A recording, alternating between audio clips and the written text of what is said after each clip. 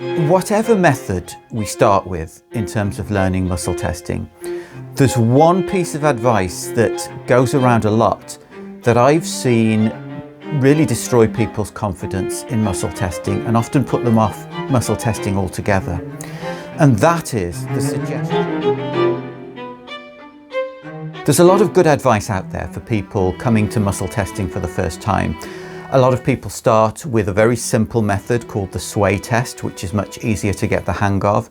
And then when they're more confident with that, they move on to other methods that might involve using the fingers and so on. But whatever method we start with in terms of learning muscle testing, there's one piece of advice that goes around a lot that I've seen really destroy people's confidence in muscle testing and often put them off muscle testing altogether. And that is the suggestion to practice on answers that you already know. So for example, you might ask, is today Tuesday? And keep testing yes or no on that. Or is my name Gina? And keep testing yes or no on that until you get the correct answer and you're confident to get the correct answer. Now, I understand the idea behind that sort of thinking and that sort of advice, and it's because you've got the correct answer to use as a reference, so you can calibrate your muscle testing to connect with that correct answer. So by the end of it, you've learned how to do muscle testing in such a way that when the answer is yes, your muscle testing will tell you yes. When the answer is no, your muscle testing will tell you no. But it's actually not that simple in practice, and it doesn't work as smoothly and effectively as it's intended to. And I used this way myself. When I learned muscle testing myself, I became confident with the sway test, first of all, and then used the answers that I was getting from the sway test, which by that time I was quite confident in, and used that as a reference to help me get the muscle testing right with the fingers so that I could use the finger methods. And that was quite a fast process actually. But it's not so simple at the beginning, and it doesn't work so effectively when we're brand new to muscle testing, when we're trying it out for the first time. Usually when we come to something new, we're full of doubt, we're disoriented, we don't believe in our ability to do something. That's especially true of something like muscle testing. So the tendency is going to be to undermine any progress we make. So if I'm testing something I already know the answer to, for example, my name is Guy, I'm either going to get the answer yes, my name is Guy, which is the correct answer, or no, my name isn't Guy, which tells me that my muscle testing's not working.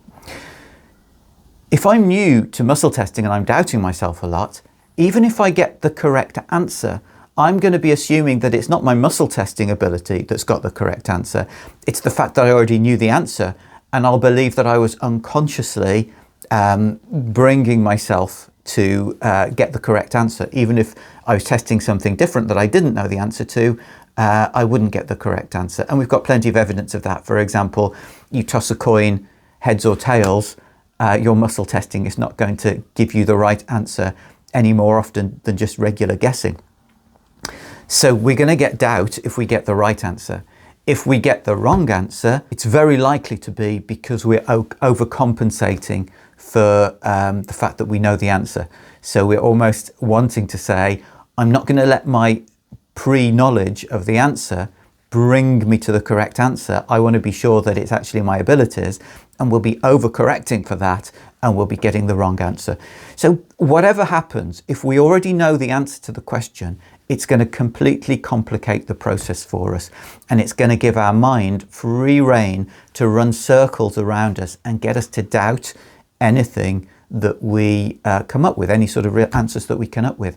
And I've seen it many times. I've seen so many people get really despondent at this stage and want to give up muscle testing because they've been wound around in circles by their own minds, and they're not sure where to go next. It's really not a very good way to build up the confidence. And we already know that if we've got a preference, or if we've got a preconception about something, or if we've got our own agenda, this influences the results that we get from muscle testing. You know, if we're not ready to face up to the fact that we may have a particular illness, Dr. Brad often gives the example of a client that he had who whose body refused to acknowledge that she was ill until it was undisputable. And it wasn't because the muscle testing wasn't working, it was because she had a preference. She had a very strong preference not to believe that she was ill. And that's why even very experienced practitioners are often advised to get sessions for themselves and their families from other practitioners, because we come to ourselves with so many preconceptions and so many inbuilt preferences that an independent practitioner wouldn't have. So if testing questions, building up our muscle testing by using questions that we already know the answers to, if that doesn't work, what is the best way to build up our healing confidence? So my own answer to that question might be a controversial one. So take it or leave it, depending on how it feels to you.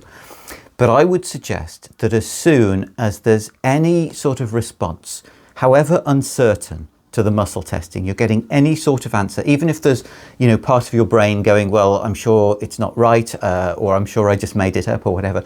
As soon as there's any sort of response, stop practicing on questions you already know the answer to and go directly to using it to do some healing. Maybe remove your heart wall, or your family's heart walls.